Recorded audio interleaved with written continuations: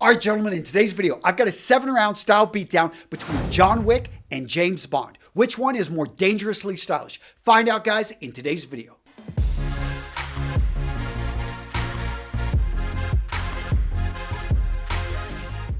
Round 1, clothing fit.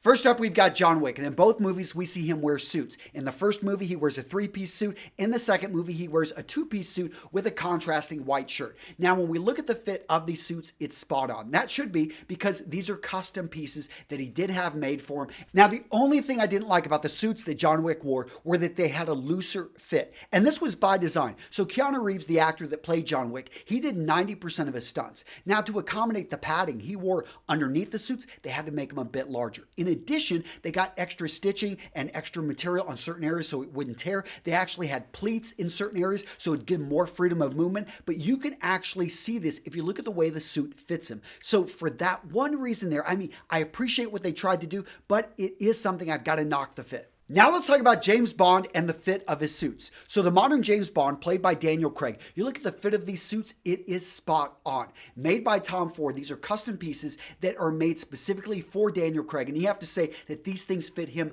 amazingly well. So at this point, both James Bond and John Wick are neck and neck, but this is where James Bond's going to take the lead because James Bond wears a wider variety of clothing so we can see how his casual clothing fits. We can see him in black tie. What do we notice?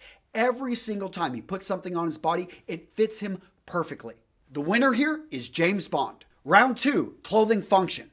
First up, we've got John Wick, and let's talk about his suits. Does he wear the right outfit to the right event? So he's wearing a suit to the Continental. That makes perfect sense. Most people, most of the assassins there, they're dressed very nice. Makes sense. And then he goes to a chop shop. Now, strangely enough, it works, and John Wick does not look out of place at a chop shop. Next up, we see John Wick in Rome, still wearing that suit, looking great, goes for a red cufflink for a little bit of effect. Then we go to a park scene. He's out in nature, looking great, still rocking that suit. So what's the point in all this? John Wick knows that a suit can be worn in almost any situation, and he rocks it. Now let's talk about James Bond, and per that last point, he's got a wider variety in his wardrobe. So he's over in Madagascar. What is he wearing? A brighter shirt with even sneakers so he can get traction as he's doing this whole parkour exercise. Now he looked a little bit scruffy fighting the bad guys over there in Africa, so let's go over to the Bahamas. Let's look how he cleans up a bit wearing a dark colored polo. Look at the fit on that, immaculate. Still beat up a little bit in the face, but still looking good. Now the question with James Bond is, can he actually fight bad guys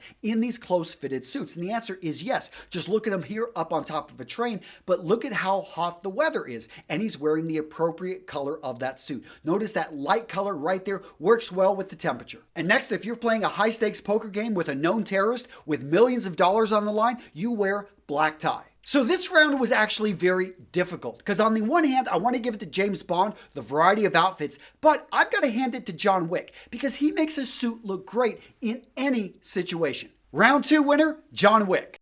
Round 3, fabric and build. First up, let's talk about James Bond. The fabric and the build of his suits is spot on. Now, we know he's using Tom Ford to actually design and get the fabrics, but historically, it was Alpha Saville Row. That's where I would expect James Bond to get his suit, and they're going to use some of the best cutters, the best tailors in the world are right here on Saville Row. They're going to choose fabrics that are probably going to have an English heritage, or maybe for something more lightweight, they're going to go with an Italian fabric. You can bet on those jackets, they're going to have a floating canvas. His shoulders are going to be packed just correctly. So even if one shoulder is a bit off, they're going to actually make that correction in the final fitting. Now let's talk about John Wick. So what do we know? John Wick pays for everything with gold. We don't really truly know who his tailor is, but one thing we do know, it's bulletproof. The fabric on his suits is friggin' bulletproof. Again, a very close round, and James Bond is amazing, but John Wick, that's friggin' awesome. Bulletproof, boom, I gotta give it to him. Round 3 winner, John Wick. Now at this point, I bet some of you guys are surprised because you thought James Bond was just going to take this.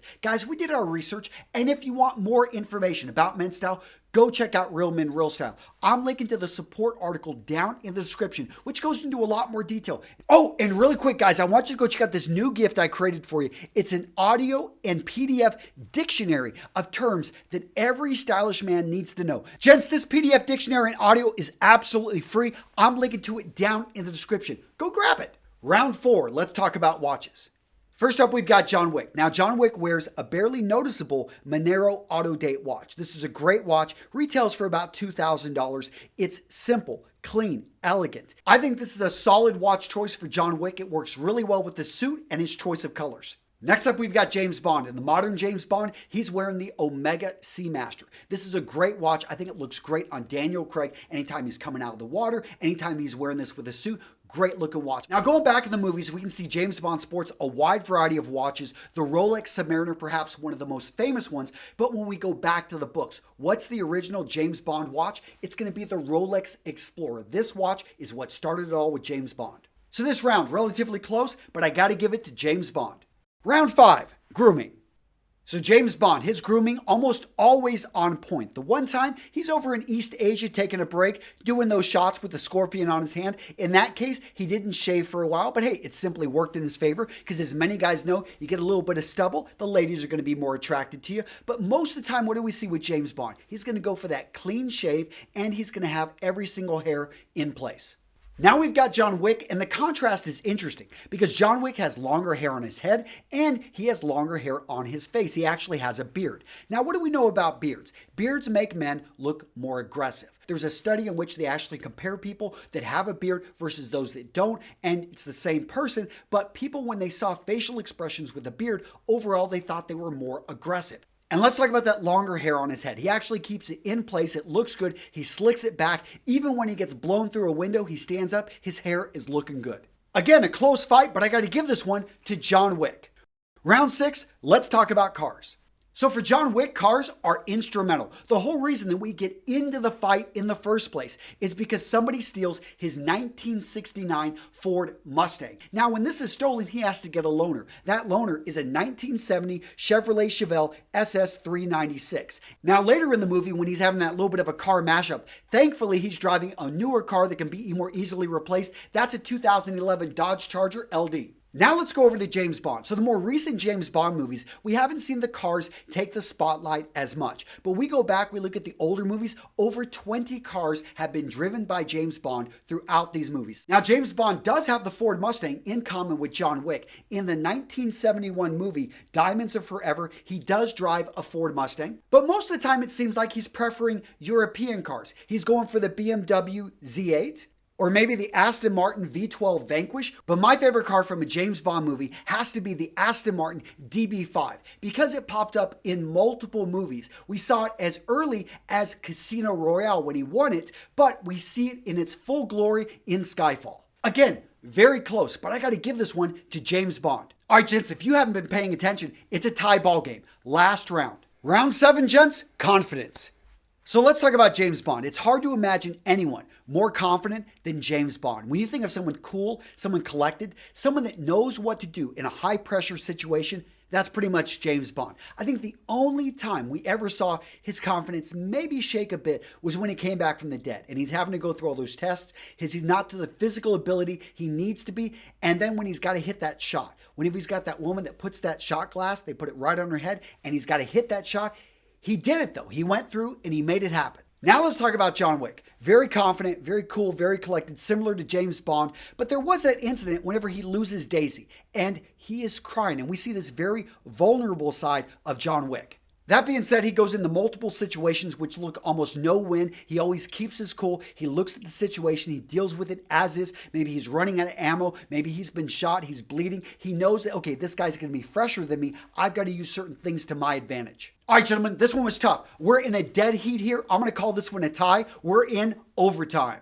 All right, gents, now for the sudden death tiebreaker. Which one of these guys would you want to have your back? I know it goes beyond style, but let's say you're in a dark alley, 5 guys coming your way. Do you want to be in a fight with James Bond on your side or with John Wick? Let me know down in the comments.